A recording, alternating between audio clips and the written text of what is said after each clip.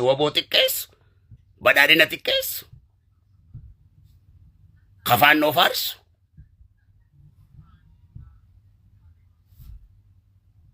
Kan OMN balleessee lubbuu qeyroo meeqaa lubbuu balleesse.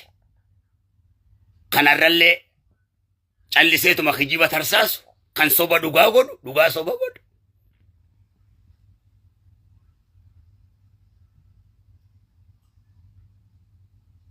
Xawal waalleen galmaa fi galmeen qabne saba Oromoo jeequrraa ifi guruudha qabaadha. Kana hayyaan jaal milkii sabaati.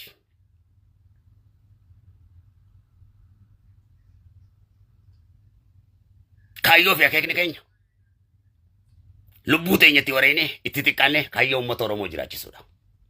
Kaayyoo uummata Oromoo kuffisu, qabsoo uummata Oromoo kuffisu, saba Oromoo burjaajeessu, Jawaarii fi miti kan Jawaarii oliitis yoo jiraate eenyumaaf kana yabnu miti.